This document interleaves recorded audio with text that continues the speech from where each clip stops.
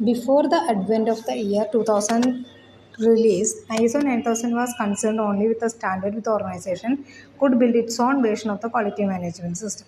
അതായത് 2000-ൽ ISO 9000 release ചെയ്യുന്നത് വരെ സ്വന്തമായിട്ട് ക്വാളിറ്റി മാനേജ്മെൻറ്റ് നടത്തുകയായിരുന്നു ചെയ്തിട്ടുണ്ടായിരുന്ന ഓർഗനൈസേഷൻസ്. പക്ഷേ ISO 9000 വന്നതോടുകൂടി കൃത്യമായിട്ടുള്ള ഒരു ടോട്ടൽ ക്വാളിറ്റി മാനേജ്മെൻറ്റ് കാര്യങ്ങളൊക്കെ കൊണ്ടുവരുന്നു.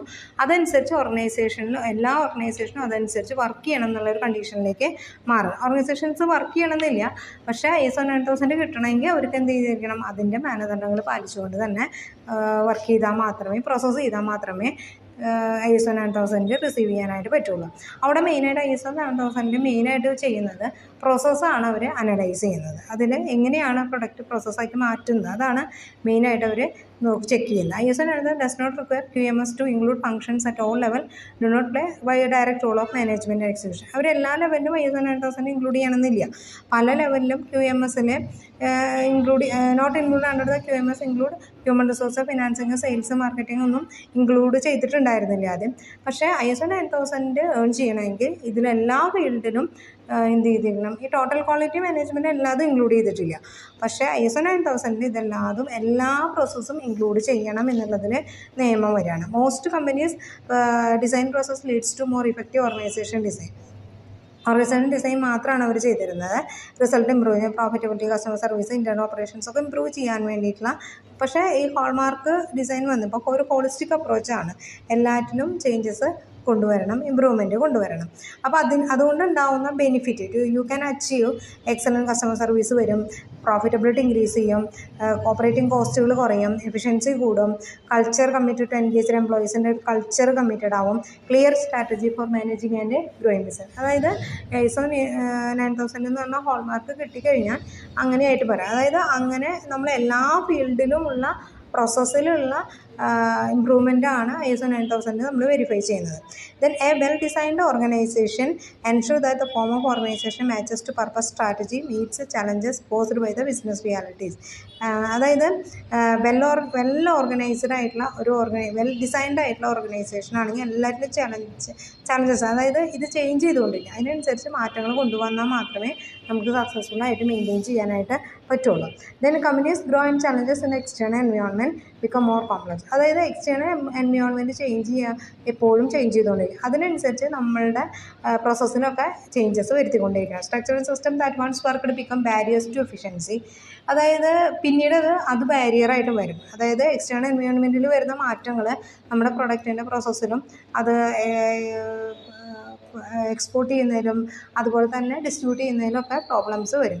Customer service, employee morale, financial profitability, അതൊക്കെ എന്ത് ചെയ്യും, ചേഞ്ചസ് ഉണ്ടാകാനായിട്ടുള്ള സാധ്യതയില്ല. അപ്പോൾ അതിൻ്റെ കാരണങ്ങളെന്ന് പറഞ്ഞാൽ നമുക്ക് കാണിക്കുന്ന ചില സിംറ്റംസ് ഉണ്ട്. അതായത് പ്രോഫിറ്റബിലിറ്റി ചിലപ്പോൾ മെയിൻറ്റെയിൻ ചെയ്ത് പോകുന്നുണ്ടായിരിക്കും, പക്ഷേ ഒരു സർട്ടൺ പീരീഡ് കഴിഞ്ഞാൽ പ്രോഫിറ്റബിലിറ്റി കുറയും. അപ്പോൾ അത് കാണിക്കുന്ന ചില സിംറ്റംസ് ഉണ്ട്. Inefficient work flow and break down in one value address. നമുക്ക് ബ്രേക്ക് ഡൗൺ ആവാം, കൃത്യമായിട്ടുള്ള ബ്രേക്ക് ഡൗൺ എന്ന് പറഞ്ഞാൽ ഇവിടെ ഉദ്ദേശിക്കുന്നത് മെഷീൻ ബ്രേക്ക് ഡൗൺ അല്ല, കൃത്യമായിട്ടുള്ള റിസൾട്ട് കാര്യങ്ങൾ കിട്ടാതെ വരിക. റിഡൻസീസ് ഇൻ എഫേർട്ട്, ചെയ്തുകൊണ്ടിരിക്കുന്ന കാര്യങ്ങൾ തന്നെ ചെയ്തുകൊണ്ടിരിക്കുക, അതിലോട്ട് ചേഞ്ച് വരുന്നില്ല. Fragmented work little regard to good of the whole.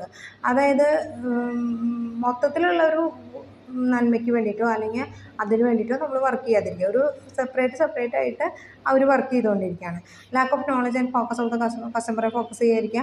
Silo mentality and turf bat. Silo mentality അല്ലെങ്കിൽ ടഫ് ബാറ്റിൽ എന്ന് പറഞ്ഞാൽ നമ്മൾ ഒരു പ്രത്യേക ആംഗിളിൽ, നമ്മളിപ്പോൾ പ്രോഫിറ്റബിൾ ആയിട്ടാണ് നിൽക്കുന്നത് എന്നുള്ള ഒരു പ്രത്യേക ആംഗിളിൽ നമ്മൾ നിൽക്കുക, അവിടെ നിന്ന് മാറി ചിന്തിക്കുന്നില്ല നമ്മൾ, അതാണ് ഈ സൈലോ മെൻറ്റാലിറ്റി എന്നത്.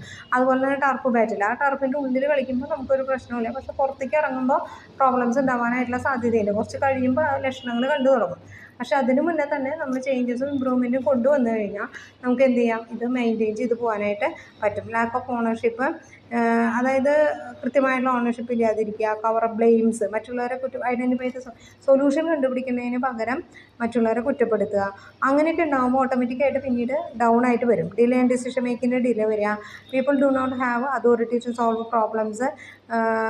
അവർക്ക് അധികാരമില്ലാതിരിക്കുക, എപ്പോഴും പ്രോബ്ലംസ് വരുന്ന ഫ്രണ്ട് ലൈൻ ഓഫീസേഴ്സിന് മാത്രമാവുക, അലൗ സംതിങ് ഡൺ, കുറേ സമയം എടുക്കുക, എന്തെങ്കിലും ചെയ്യണമെങ്കിൽ കുറേ സമയം എടുക്കാം. Then system well ill defined and reinforce wrong behaviour, അവർ ആ സിസ്റ്റം പ്രോപ്പറായിട്ടുള്ള ഒരു വർക്കിംഗ് കണ്ടീഷൻ ഇല്ലാതിരിക്കുക, മിസ്ട്രസ്റ്റ് ബിറ്റ്വീൻ വർക്കേഴ്സ് ആൻഡ് മാനേജ്മെൻറ്റിൽ തമ്മിൽ ഒരു മിസ്ട്രസ് ഉണ്ടായിരിക്കും. ഇതൊക്കെയാണ് അതിൻ്റെ സിംറ്റമായിട്ട്, അതായത് കൃത്യമായിട്ടുള്ള ഓർഗനൈസേഷൻ ഡിസൈൻ അല്ല എന്നതിൻ്റെ ലക്ഷണങ്ങളാണ് ഇതൊക്കെ. ഇനി ഡിസൈൻ ഇംപ്ലിമെൻറ്റ് ചെയ്യാൻ ഫസ്റ്റ് പ്രോസസ് ഡിസൈനാണ്. പ്രോസസ് ഡിസൈൻ എന്ന് പറഞ്ഞാൽ it is an activity or set of activities design to change one or more inputs. അതായത് ഇതൊരു ആക്ടിവിറ്റിയാണ്. One or more input which may be physical or information to one or more output. അതായത് കുറച്ച് input എടുത്തിട്ട് നമ്മൾ output ആക്കുന്നതിനുള്ള set of ആക്ടിവിറ്റീസിനെയാണ് process എന്ന് പറയുന്നത്. ഇത് കൺസ്യൂമർ റിസർച്ച്. അപ്പോൾ അതിന് വേണ്ടിയിട്ട്, അതായത് ഇൻപുട്ടുകൾ കൊടുത്തിട്ട് ഔട്ട്പുട്ടാക്കി മാറ്റുക, അതിൻ്റെ ഇടയിലുള്ള സെറ്റ് ഓഫ് ആക്ടിവിറ്റീസിനെയാണ് പ്രോസസ്സ് എന്ന് പറയുന്നത്. Consumer research revise initial design flowed to suppliers material. അപ്പോൾ ഇതിൽ വരുന്ന പ്രോബ്ലംസ് എന്ന് പറഞ്ഞാൽ നമ്മൾ സപ്ലയേഴ്സിന് കൃത്യമായിട്ട് കൊടുക്കാതിരിക്കുക, ഡിസൈൻസ് വെരിഫൈ ചെയ്യുക, മെഷീൻസ് മെത്തേഡ്സ് അതിലൊക്കെ മാറ്റം വരുത്തുക, സക്സസ്ഫുൾ കംപ്ലീഷൻ ആക്കുക. അതാണ് നമ്മൾ ഇതിൽ ചേഞ്ച് കൊണ്ടുവരിക എന്ന് പറയുന്നത്. അതായത് flowed to suppliers who pass material to the ഓർഗനൈസേഷൻസിൽ മെറ്റീരിയൽ തരുന്ന ആൾക്കാർക്ക് ഇൻഫർമേഷൻസ് പാസ് ചെയ്യുക, മെറ്റീരിയൽ വെരിഫൈ ചെയ്യുക, പ്രോസസ്സും മെഷീൻസും മെത്തേഡ്സൊക്കെ മാറ്റുക, സക്സസ്ഫുൾ കംപ്ലീഷനോ ഗുഡ് വർക്ക് ഡിസ്ട്രിബ്യൂഷനും കൃത്യമായിട്ട് ചെയ്യാം എന്നുള്ളതാണ്. ഇനി the recognition output of process clearly driven the input was vital first step to road managing the process rather than outcome. അതായത് അതിൻ്റെ പ്രോസസ്സാണ് നമ്മൾ മെയിനായിട്ട് വെരിഫൈ ചെയ്യുന്നത്. അതായത് ഇൻപുട്ട് ഔട്ട്പുട്ടായിട്ട് മാറ്റുന്ന പ്രോസസ്സ് കൃത്യമായിട്ട് നടക്കുന്നുണ്ടോ എന്നുള്ളതാണ് നോക്കുന്നത്. അതിന് പാർട്ടിസിപ്പേഷൻസ്, എംപ്ലോയ്മെൻറ്റ് പാർട്ടിസിപ്പേഷൻ, അതൊക്കെയാണ് MBO എന്ന് പറയുന്നത്. മാനേജ്മെൻറ്റ് ബൈ ഒബ്ജക്റ്റീവ്സ് എന്ന് പറയുന്നത് നമ്മുടെ ലക്ഷ്യത്തിന് വേണ്ടി അതിൽ ഇൻക്ലൂഡ് ചെയ്യുന്ന എല്ലാവരും പാർട്ടിസിപ്പേറ്റ് ചെയ്യുക. Deming made supplementary points. Deming supplementary points suggest ചെയ്തിട്ടുണ്ട്. System must have an aim. നമുക്കൊരു പ്രവൃത്തി ചെയ്യുമ്പോൾ അതിനൊരു ലക്ഷ്യം ഉണ്ടായിരിക്കണം. ആ ലക്ഷ്യത്തോടു കൂടി ചെയ്തു കഴിഞ്ഞാൽ അത് കംപ്ലീറ്റ് ആക്കാനായിട്ട് നമുക്ക് പറ്റും. And call the process endless debates. അതായത് തുടർച്ചയായിട്ടുള്ള ഡിബേറ്റ്സ് നടത്തിയിട്ട് കാര്യമില്ല, ഗോൾ സെറ്റ് ചെയ്തിട്ട് ആ ഗോളിനനുസരിച്ച് നമ്മൾ വർക്ക് ചെയ്യണം.